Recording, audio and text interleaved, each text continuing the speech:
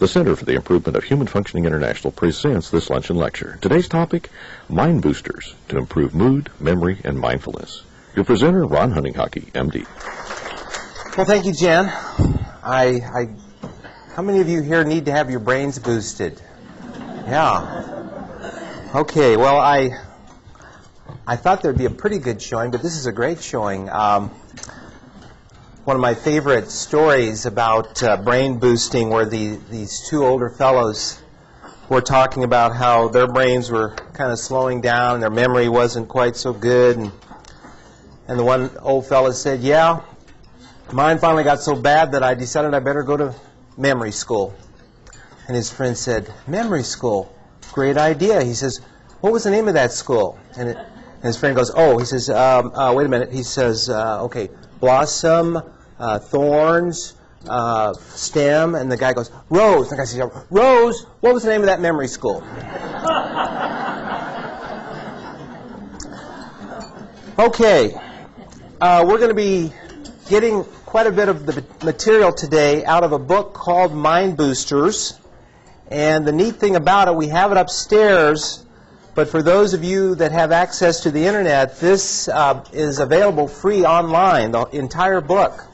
So you might take advantage of that. There's a lot more in here than I'll be able to cover today. There's a lot of things that we can improve about our brain. There are some days when it seems like not much there, but in reality, we have a plasticity about our consciousness. We can improve our learning and our memory. We can make ourselves more alert, more mentally sharp. Many people today tend to wake up on the wrong side of bed, low mood, poor energy, low vitality. Most people would like to speed up their thinking and their reaction time. Verbal fluency and the capacity to be humorous, these are things that are all functions of our brain. The ability to concentrate and focus, to be creative and develop novel concepts, complex problem solving. In our day and age, the world is changing so fast, we just need to have these abilities. Sexual enjoyment, even vision and hearing, these are direct functions of the brain. Sensory perception. So all of these things can be improved, but most of us are not sure just exactly how to do it. Dr. Hugh Riordan, before his passing, on many occasions said if you want to improve on these mental functions, you've got to feed the brain, because our brain is a very important part of our entire system. It is not just a computer, it's a living organ, and as such it requires a tremendous amount of nutrition. This graph shows that there are a number of brain functions and obviously a number of diseases that come as a result of the brain not functioning properly. And you have to take care of the whole person. Exercise will help your brain function better. A bright sunny day like this where you're upbeat, that certainly does help. Good quality food. Adequate hydration. I know myself, if I am not getting my water drank adequately, then at the end of the day I'm fuzzier, I'm tireder, my brain doesn't work as well. So simple things like that. Getting good quality sleep can make a difference in how your brain functions. That's why some people are better in the morning after a good night's rest. But one of the areas that we've focused on here at the center is using nutritional supplements to help improve the brain. If the brain is indeed an organ that requires nutrition, and what we're eating is not as good as what we could eat, one way that we can improve the quality of our nutrition is to supplement it. And there are specific supplements that can help in the area of brain functioning. I've listed here vitamins, minerals, amino acids, herbals, fatty acids, antioxidants, for instance, quench free radicals. And we know that the brain uses a lot of energy. It burns a lot of calories. It requires a certain amount of glucose. And that fire of metabolism in the brain creates a lot of free radicals. And so we need antioxidants. Phytonutrients are the colorful pigments in foods. They're very powerful antioxidants as well, and now we know that they have a role in the rate of which the brain and other organs in the body degenerate. So getting good colorful foods and food pigments in your diet can be very beneficial. Fatty acids is especially important. Most people don't know that, but 60 to 80% of the brain is fat. So the next time your neighbor calls you a fathead, you know, they are partially right. I've written a little book on inflammation, and I can tell you one of the most important things you can do is make sure you get adequate amounts of omega-3 fatty acids. Minerals are very important. Magnesium, for instance, regulates energy and helps the brain work better. People who are low in magnesium tend to be more depressed. Zinc deficiency can lead to schizophrenia. Hormones play a tremendous role. We're finding more and more now that as we get older and our hormonal levels tend to dip, our brain functioning is not nearly as good. Even in such things that something that we may not have even heard of years ago, such as male menopause, we now know is a decline in testosterone in men. And in women, obviously, menopause can also affect moods as well. But that's not what I'm going to be talking about today. Today I'm going to focus in on an area that many of you may not have heard of. I'm just going to take a show of hands here. How many of you have heard of methylation or using methyl donors as a way to improve brain functioning? Aha! You have an opportunity to learn something that maybe you've just not heard too much about. Now, I think you actually have, but you may not be that aware of it. Methylation, fortunately, is very inexpensive as far as supplements go, extremely safe. There are multiple brain benefits, which I'll show you as we go through the lecture today. It's actually fairly easy to understand, and it's kind of a shame that more people don't know about it. And the reason that I'm doing it is that this past summer, each summer I like to go back east to visit my brother and sister-in-law, and they have a beautiful house with a back porch out in the country, and I usually bring a number of books. And so this past summer, I wanted to learn something new, and so methylation was a new discovery for me as well. I've heard about it before, but I didn't realize how big of an impact it can have on the functioning of the brain and improving your quality of intelligence. The big reason why I'm giving this talk today is that I have someone who is my trusty tester, and that's my wife at home. And when I told her about this, I recommended some things that she could do to improve her methylation, and now she will not leave the house without taking her methylating agents in order to help her perform better with her second grade class.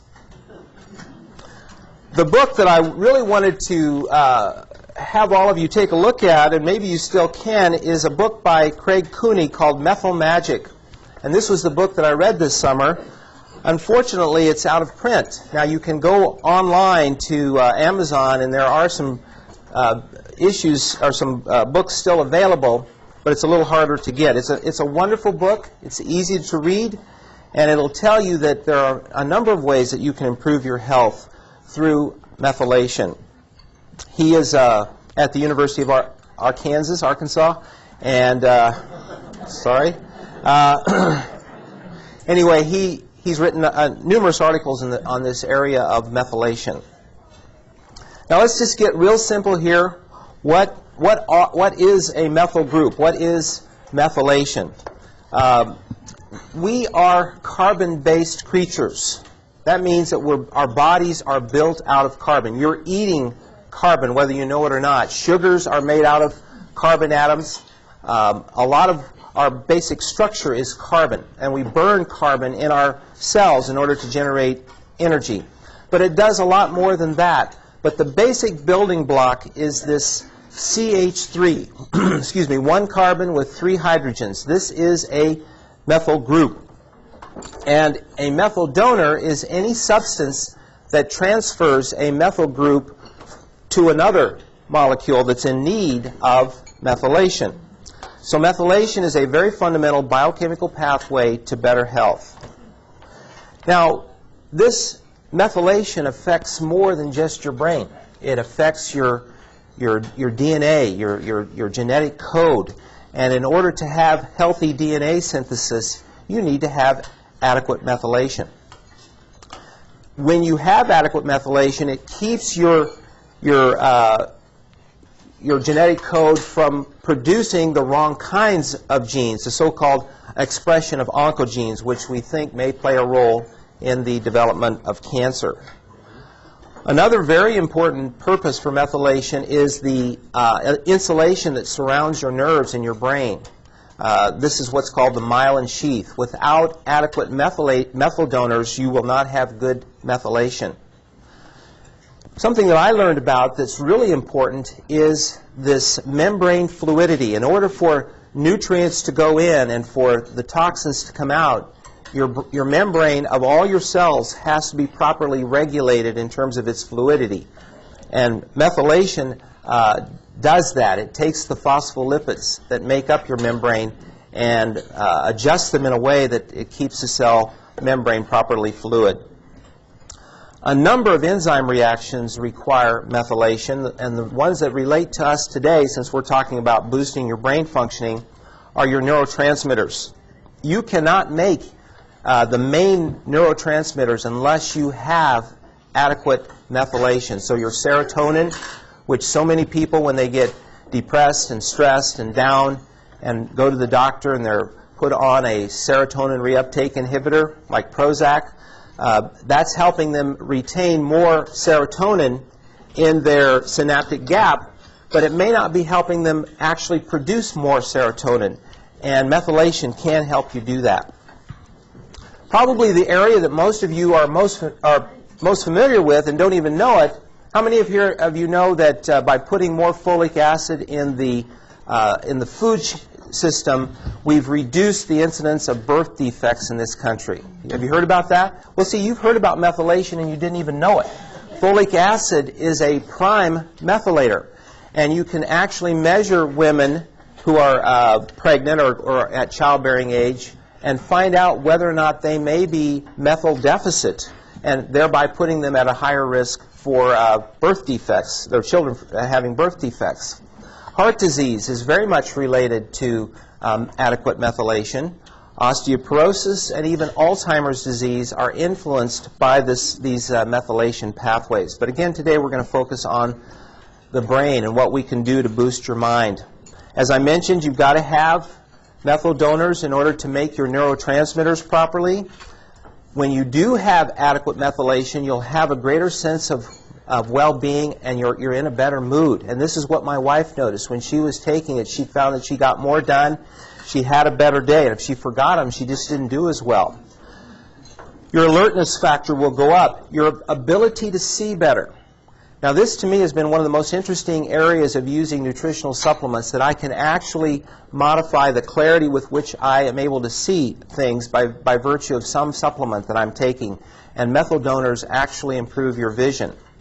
Your brain, you're able to concentrate better, and there are reports of greater sexual enjoyment, which again is a lot of sex. It's a brain function, folks.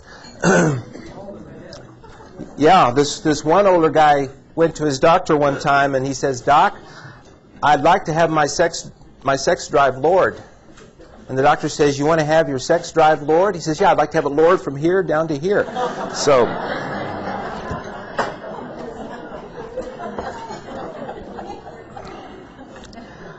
these methyl donors delay the age-related cognitive decline that we hear about and experience ourselves. And most importantly, it helps us to fight depression. There's some very good research on methyl donors' ability to treat depression, and we're just kind of getting into that it may be helpful for Parkinson's disease as well. Let's look at a couple of these methyl donors. When I'm using the term methyl donor, and I'm sure you're saying, well, now what is he really talking about? Well, I mentioned folic acid, B12. All of you have heard how powerful B12 can be. And B6 influences methylation within the body as well. Something you may not have heard of, but it's very inexpensive, very safe. It's called trimethylglycine, or otherwise known as betaine. It's a very powerful methyl donator. Dimethylglycine is basically similar. It's just got 2 methyl groups instead of 3. How many of you have heard of SAMe? SAMe is a very potent methyl donor that we're going to talk about in greater detail. DMAE is another one, dianol, that used to be used more, but it is also a methyl donor.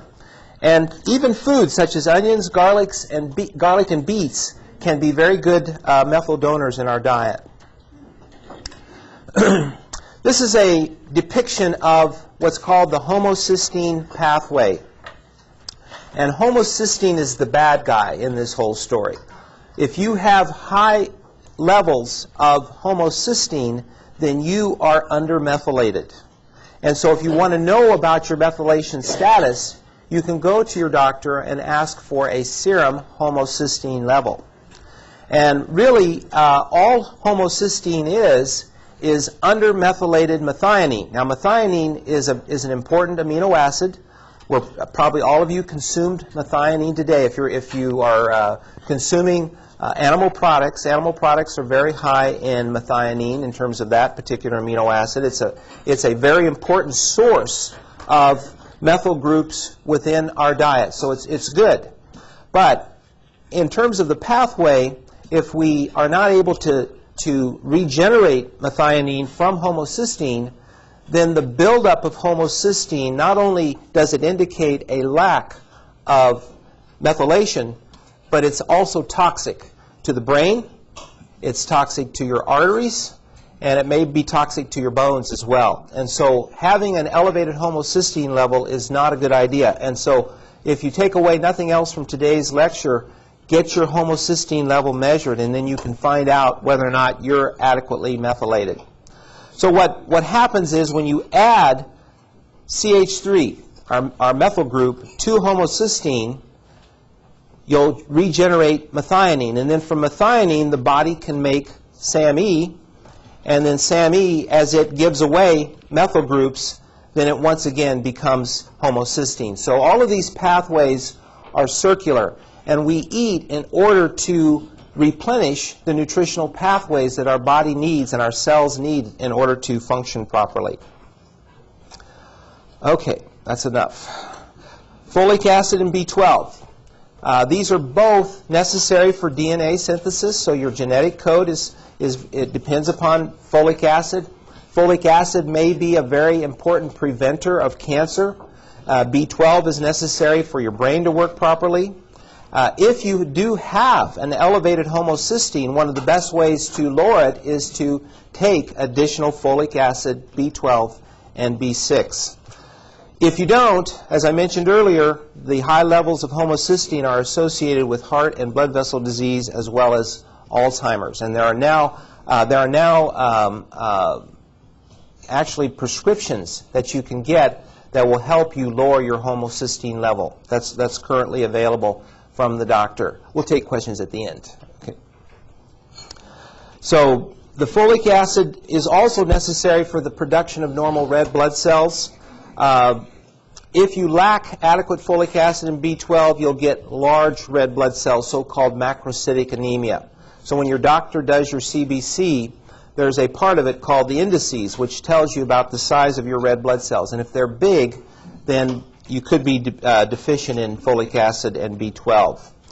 This is a more complicated version of the pathways that I showed you earlier, but you can see how B12 and folic acid combine to convert the homocysteine to methionine, and then the methionine gets converted to the SAMe, and then it's used as a methyl donor.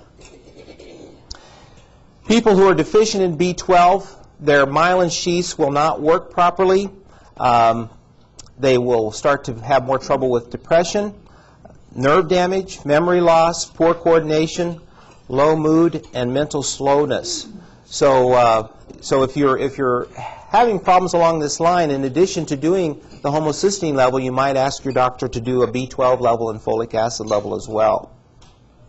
If you're a strict vegetarian, then you're at a little higher risk for B12 deficiency since it's only found in animals and fish.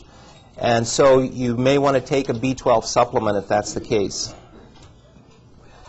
People who do not absorb B12 from their diet, if you have chronic gastritis or a malabsorption syndrome, even diabetics and people with thyroid disorders can be at risk for malabsorbing B12. The thing that I'm kind of concerned about in modern times is that so many people are taking the heavy-duty acid blockers for their reflux esophagitis, and it does control those symptoms very well, but it's almost completely knocking out your stomach acid, so you may not be absorbing B12 as well as you used to, so you might want to get that checked. One of the pioneers in this field of methylation is Dr. Kilmer McCulley. He's a pathologist at the VA hospital in Providence, Rhode Island.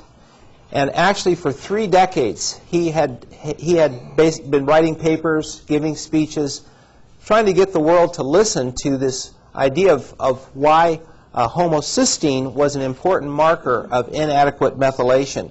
And Dr. Riordan used to always say that it takes about 20 to 40 years for a new idea to enter into the medical thinking. And it's just now more and more doctors are becoming aware of homocysteine, and it's done at some physicals, but more often than not, you have to ask for it. So if you have a homocysteine level that's above 7, you might consider finding ways to lower it. You might look into methylation as a way of lowering your homocysteine and improving your brain quality. Dr. McCulley comments that SAMe is a very safe way to do this.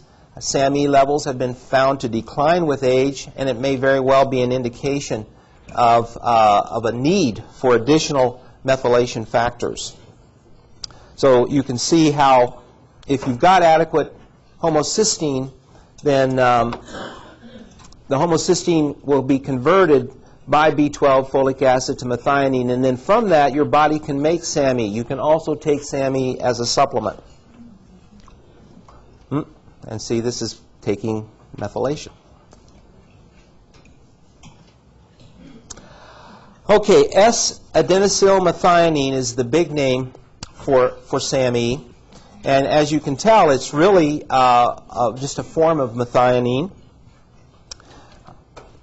It's available by prescription in Europe, and it's where it's used as an antidepressant. It's been available here in the United States over the counter for about the last 10 years. And unlike the other methyl donors, SAMe has been very well researched. There's a Dr. Bressa from the University of Cattolica at the School of Medicine in Rome. And what he did is he took a number of the SAMe studies and he published a meta-analysis in 1994. And what he found was that SAMe could treat depression in a superior manner to placebo and was comparable to the old tricyclic antidepressants, which are not used as much anymore. So most people are now using the SSRIs. But the old tricyclics were effective, but they just had to be dosed pretty high, and they had a lot of side effects. But by using a nutritional supplement, people could get equal to results with SAMe. Diazepamine is one of the antidepressants, and in 1994 at the University of California, Irvine Med Center, they did a double-blind randomized study on 26 patients, and at the end of 4 weeks, they found significant improvement in 62% of the people taking SAMe and in 50% of patients that were taking the medication. So once again, you can use a nutrient as a way to improve your mood in a manner that's equal to or better than a medication. A number of women who enter into menopause will experience significant depression. And again, here's a study that was done in Rome in 1993. And there were 80 women that were given 1,600 milligrams of SAMe. Their ages were from 45 to 59. They either were going through natural menopause or they had had a hysterectomy and oophorectomy, surgical menopause. And there was a significantly greater improvement in the symptoms of the SAMe group over the placebo group. The only problem with SAMe is that it's fairly expensive. A 200 milligram pill can cost as much as $1. And that's been a barrier for a lot of people because you need Usually I tell people you'll need around 400 milligrams, and if the depression is significant, you may need as much as 800 milligrams to make a dent in it. Fortunately, however, the other methyl donors that you can get as nutritional supplements work in a similar manner to SAMe and can be used to supplement the effect of the SAMe. In other words, you could use 100 or 200 milligrams of SAMe and take some of the other methyl donors that I'm talking about here and get almost, if not better, benefit from it.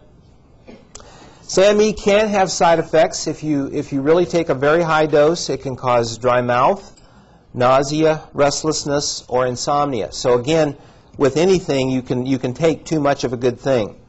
However, Dr. McCulley, who has used the SAMe for over 3 decades, it does reduce homocysteine. He finds that it has been safe and beneficial, and as I mentioned earlier, it declines with age, so it may very well be advantageous as you get older. When you use SAMe, and this is, in my mind, one of the real advantages of using nutritional supplements to treat disease processes, is that you get a number of side benefits. Very often you can target the nutrient to the condition, but then people will come in and say, yeah, matter of fact, this is how Dr. Riordan got started. He was using zinc with his schizophrenia patients, and they would come in and say, hey, my arthritis is better. So very often a nutrient will work in several pathways and help the body in a number of different ways, giving side benefits instead of side effects. Boy, there's a long list of things here that SAMe does. It can improve your production of melatonin. That will help you sleep better, and that can contribute to your well-being and relief of your depression. Adrenaline synthesis. A lot of people who are depressed, or if their brain is dull, the adrenaline can kind of wake you up and make you more alert. Acetylcholine synthesis. Many of the drugs that are being used today for dementia and Alzheimer's basically boost the production of acetylcholine. Well, so does SAMe. Creatine synthesis. A lot of the young athletes are using creatine as a source of quick energy for their muscles. Well, if you're taking methyl donors such as SAMe, you can boost that so that you have a quicker reaction time. Lecithin synthesis. Lecithin is a very important chemical for the brain. It's been found to help itself with memory. Cholesterol regulation. Too much cholesterol, too much of the wrong kind of cholesterol could contribute to hardening of the arteries and decreased circulation to the brain.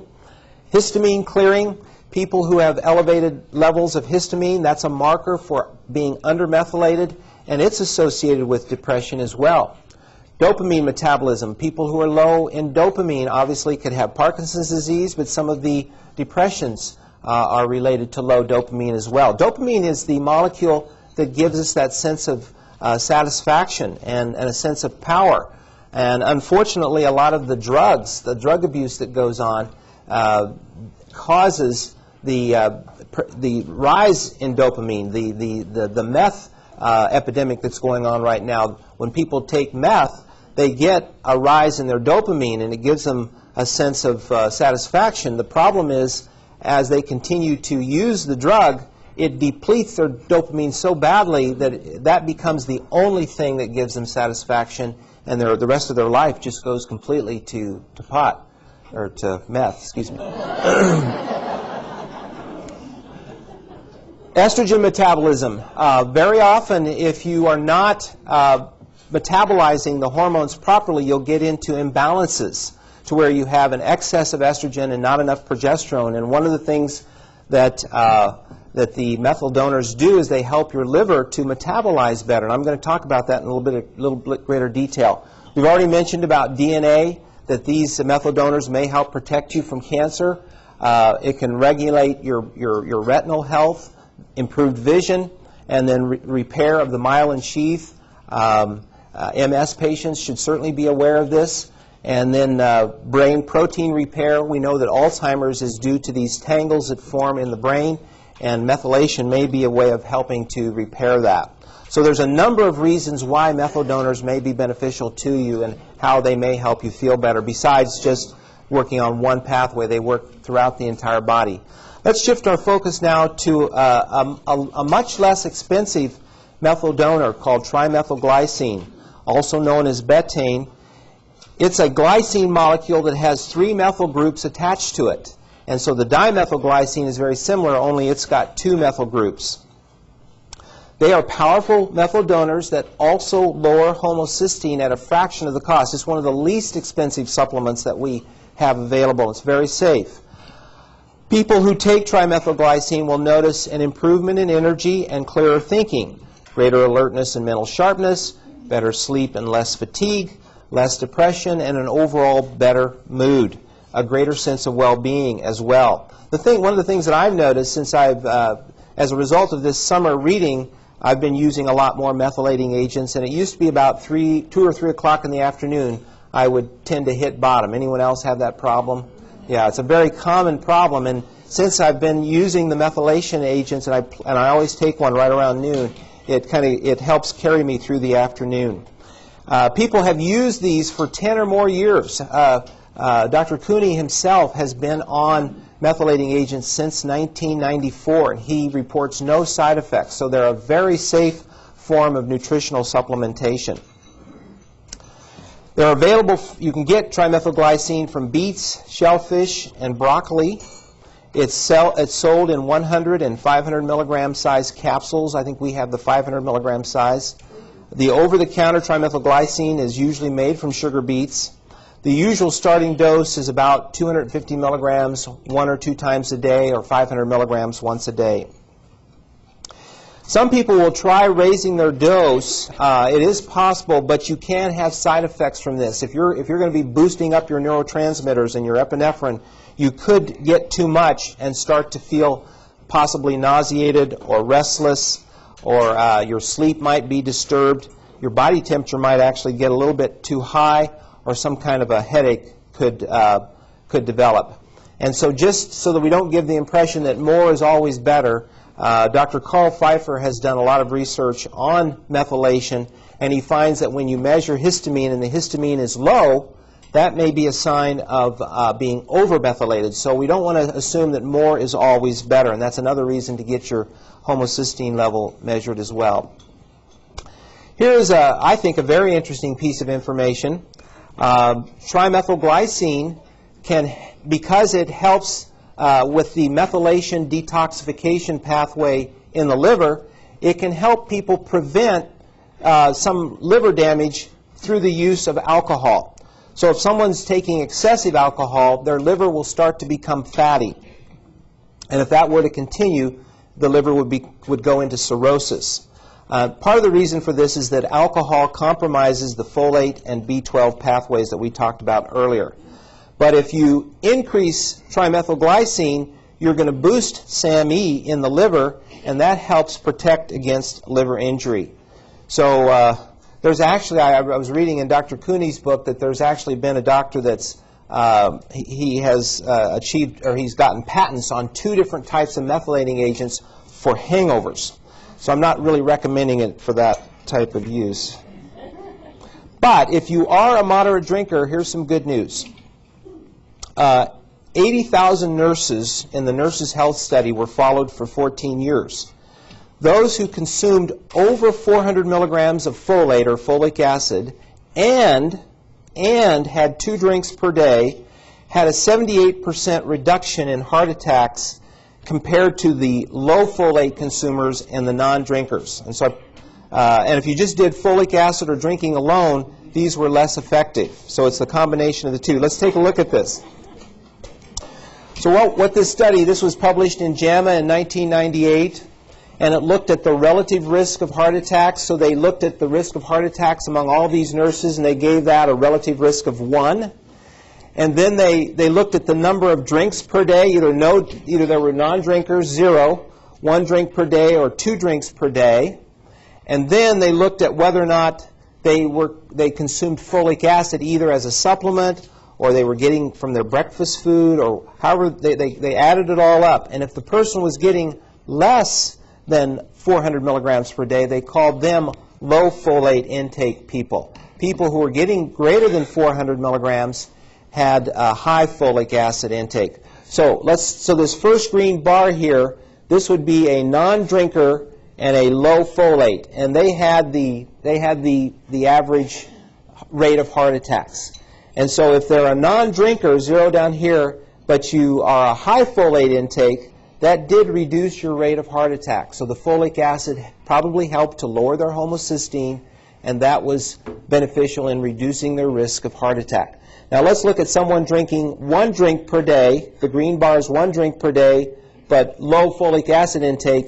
Well, they were about the same as someone who was not drinking and taking folic acid. So there was some benefit to consuming alcohol. And this has been one of the very well-studied benefits that we've seen. People who use moderate drinking, they can reduce their risk of heart attack. Let's look at someone who is only consuming 1 drink per day and also taking folic acid. Well, that helped a little bit more. That reduced their risk of heart attack down to like 0.55 or something like that. So there was almost a 50% reduction there. Now, if we go to the 2 drinks per day people, that really didn't reduce their heart attack risk anymore. But when they added that to the high intake of folic acid, there was a dramatic reduction in their risk of heart attacks. So 2 drinks per day and high folic acid utilization helps you to reduce your risk of heart disease. Now, that doesn't mean that 3 drinks per day is going to... Matter of fact, the research is very clear. Once you get past that 2 drinks per day, man, the risks start going up dramatically. And so I'm not at all advocating for people to abuse alcohol here, but the careful use of alcohol may have some benefits to you in terms of reducing your risk of heart attack and heart disease and vessel disease. Here's a methyl donor that's not well known. I'm going to mention it today. This is DMAE, or Dianol. And we used to have it here. It used to be part of the formulas that actually Dr. Riordan would recommend to kids who were having attention deficit disorders. It's dimethyl amino ethanol.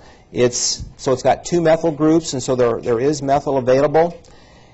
It is similar in structure to another important neurotransmitter that I haven't talked much about today, and that's choline.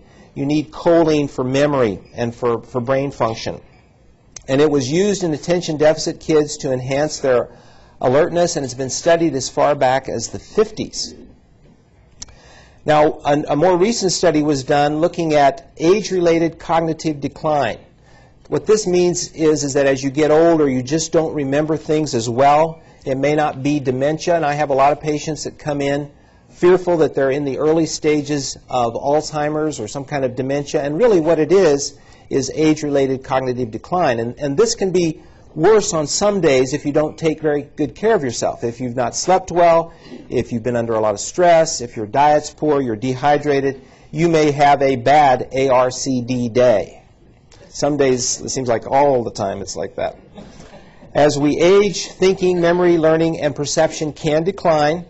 It occurs to all of us in some degree, and there was a study done to see whether or not DMAE would slow this in 1977, and they looked at 14 elderly patients.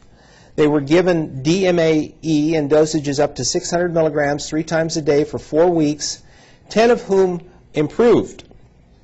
And they were less depressed, less anxious, and more motivated. Unfortunately, in this particular study, it did not improve their memory. It's sold as DMA bitartrate, where a 350 milligram capsule yields about 130 milligrams of DMAE. You can get it in drops. Its effectiveness begins somewhere around 100 to 200 milligrams. And once again, like all of the other methyl donors, if you overdose, you can become irritable, anxious, headache, and maybe even some muscle stiffness. So all of these things should probably be used at small to moderate doses. You might want to use it in conjunction with a nutritionally oriented doctor or person. So, in conclusion, what I'm basically talking about today is using methyl donors as a way to improve your mental functioning. And if you don't know whether or not you need some, now you may want to try some just based upon the fact that you feel like your brain's not working as well as you would like it to, and you can do low dosage trial of this and see how things go. The best way would be to measure your homocysteine and see whether or not you're over 7. If you are, then you definitely could benefit from some form of methyl donor. So I recommend starting with fairly low dosages. See how it makes you feel.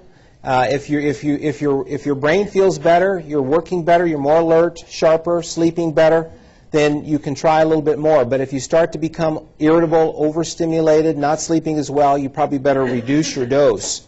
And then the best thing would be to retest your homocysteine and see where you are.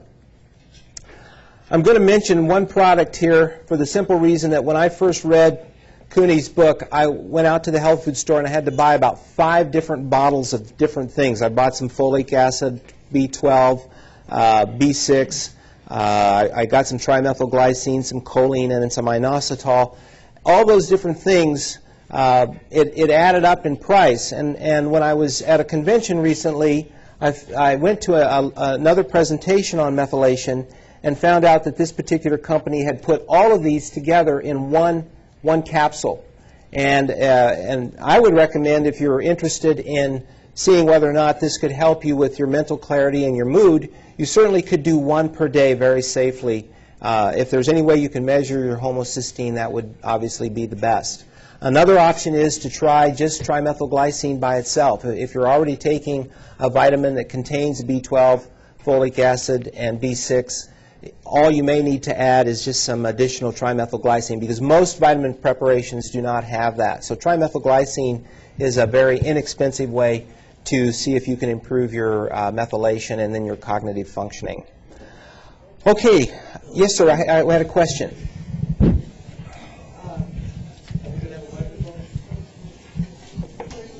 She's coming right here. Why is it on? Can you hear me? Can't hear me. Speak close. I'll repeat the question for you. Okay. Why do we have to do DNA synthesis? To be alive, you've got to have DNA synthesis. Whenever you are making new cells, you're replicating your DNA, and so the body has to synthesize the DNA every time you make a new cell. And so, methyl donors, or methylation, is a regulatory biochemical function that the body needs to keep this DNA synthesis working properly. Matter of fact, they've done studies where they've purposely kept what they've done is they've kept the methylation factors way, way low, like in rats, and they found that the cells would divide, but they wouldn't necessarily divide into the right kind of organ. So in order for cells to divide properly and to know what they're supposed to be doing, it appears that methylation is an important component of that. Second question, is lecithin raw or cooked in cooked form bad? Lecithin has been shown to help lower cholesterol, so it can be good in either form, and it tends to be very high in soy. If you're looking for a natural source of lecithin, it's very high in soy. But to my knowledge, cooking does not affect it. Unless someone, Don, do you know, it doesn't affect it? Here's the question. Speak very closely. You said the level of homocysteine should be under 7. Can you get it too low? In all the books that I've read, no one has been willing to state a lower limit of normal. And my recommendation is to try to shoot for 7 and look at what it is you're trying to improve. If you're trying to improve memory and you get to 7 and your memory's not better, I would maybe take a little higher dose, as long as you don't get any of those. The side effects are pretty consistent for all of the different methyl donors. If you get too much, it appears that people become overstimulated, restless, not sleeping very well.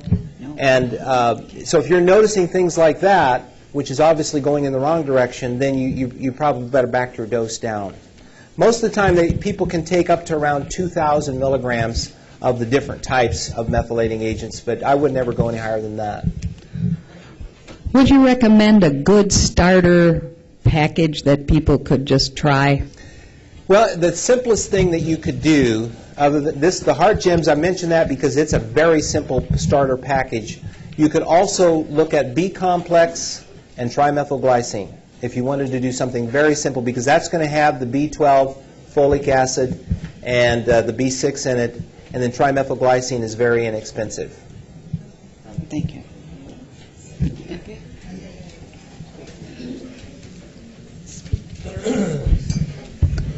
In regards to the alcohol-folate combination being good for heart health, how does that affect liver health, the 2 drinks a day?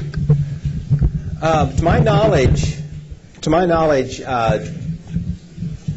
well, here's an interesting comment on that. I meant to mention this. My wife has always accused me of being an alcohol wimp, which means that about a half a glass of beer and I'm kind of falling asleep in my chair. And I don't really like to drink all that much. But when I go back east to visit my Italian relatives, in-laws, you can imagine how previous years have been, because we have wine with the meals, and I'm usually in kind of a daze.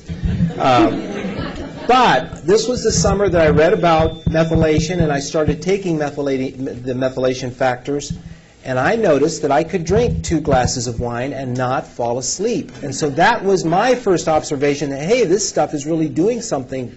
I think what it did is it probably helped my liver process alcohol better. So I think people who are concerned about that probably should take some kind of a methylating agent, or eat a lot of onions and beets, when you're drinking. So. I have a couple of questions. You spoke about these methyl donors, but then you also, on a quick passover, were talking about the illicit meth. Methamphetamines? Right. Now, is that also a donor? That it might be, and that may. I don't know the chemistry of methamphetamines, and so. If they're getting too much meth. Well, they might. That's a good thought. That's an interesting thought, and that's probably worth looking into. They might be getting like a supercharged amount of it all at once, and so these are nutritional factors. That's a drug, and drugs are going to also have side effects as well.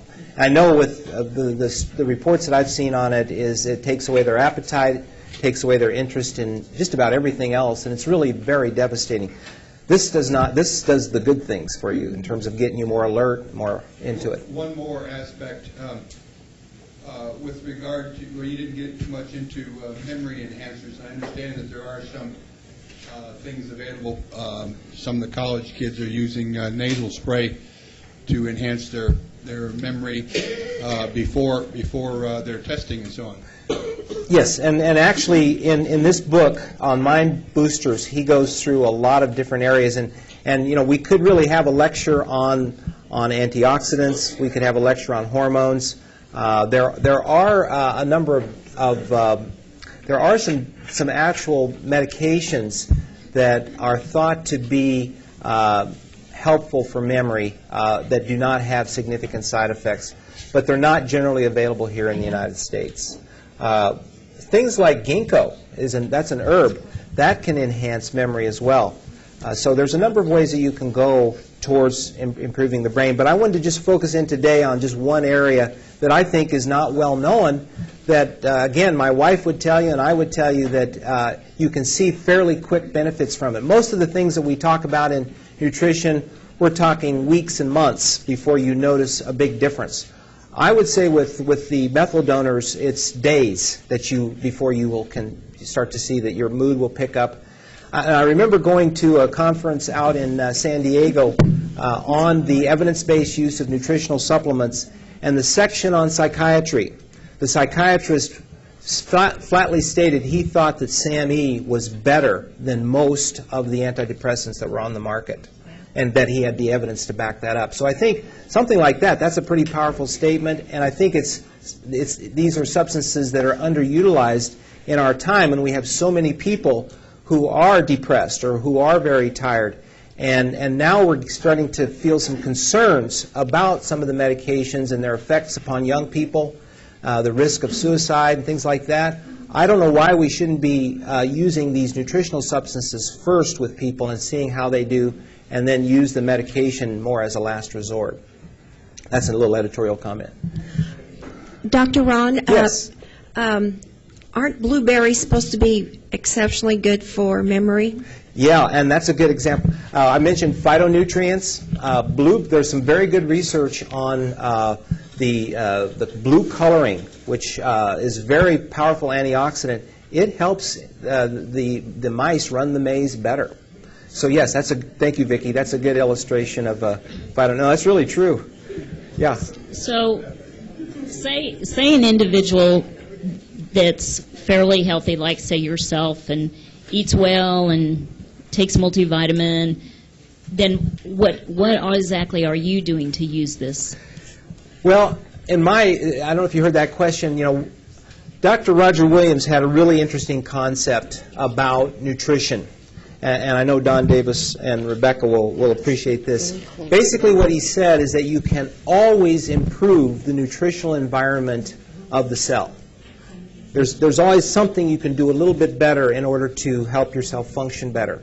And so when I look at nutritional supplementation, I'm not looking at it just in terms of preventing disease. I'm looking at optimal functioning. So for me, if I can think a little bit better and remember a little bit better and see a little clearer and be a little sharper in my thinking, it's worth it to try it. And that's what I did. I did not take it so that I could drink more. I want to make that perfectly clear. That was not my reason. I was just wanting to improve my overall cognitive functioning. So when you say take it, what are you taking? Oh, I'm using the heart gems myself, and I use about 3 per day. And I found that to be I'll tell you right now, I do 2 in the morning, 1 at noon, and I don't take any later on in the day because otherwise, if you take it too late in the day, it does keep you alert and it's a little harder to sleep. I wouldn't start with that. I would just start with 1. Just start with 1 if you're going to try it. How much SAMe should you be taking per day? Well, again, the SAMe is going to depend upon why you're taking it. If you're taking it as an antidepressant, I would certainly think 200 milligrams twice a day would be very safe, and you may have to increase the dose. I wouldn't go over 800, though, without a physician being involved. Hello. Will the TMG help damage from hepatitis? I don't know. I think it certainly might. I think it's not a specific treatment for hepatitis, but if it helps the liver's detoxification pathways, which it appears to do, I think it'd be a good adjunct to whatever else you're trying to do.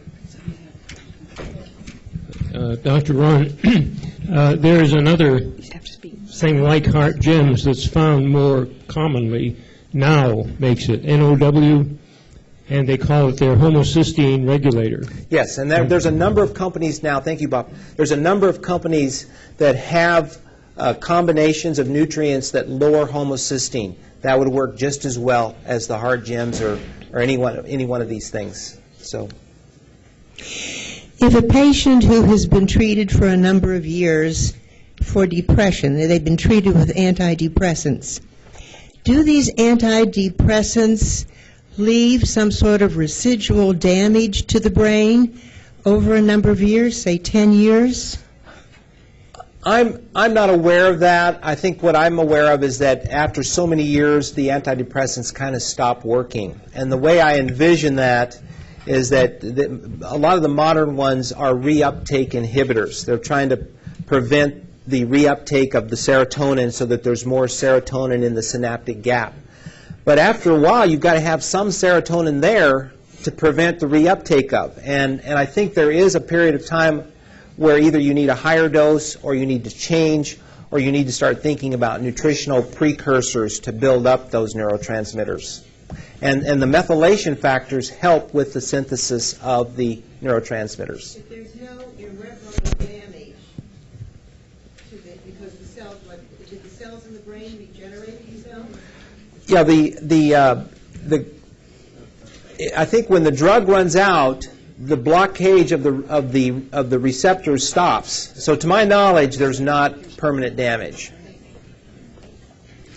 Well, are those available upstairs? A lot of people want to know. Yes, they are. And trimethylglycine is available upstairs, and and there's a number of different products, like Bob mentioned, that are available around town. So, okay. Yes, I'll talk to you in just a little bit, Michelle. Any other questions? One more. I'll talk to you. Did you take a vitamin in addition to these heart gems? Yes, I mean, I take a multiple vitamin, and I think that's a good foundation for overall health, and there's good research to back up the idea that a multiple vitamin is a good thing. This is above and beyond that if you're trying to improve your cognitive functioning. Well, I hope that this has given you some new ideas for all of you that need the brain boost. This is a new way that you can kind of focus on that and see if you can enhance the quality of your cognitive life. So thank you very much for coming today. The preceding program was presented by the Center for the Improvement of Human Functioning International in the Bright Spot for Health Lunch and Lecture Series. To inquire about additional health-related information available on DVD, audio CD, VHS, or audio cassette, simply call 316-682-3100 or drop by 3100 North Hillside in Wichita, Kansas. To discover more about the center and what we have to offer, be sure and visit us on the web at www.brightspot.org.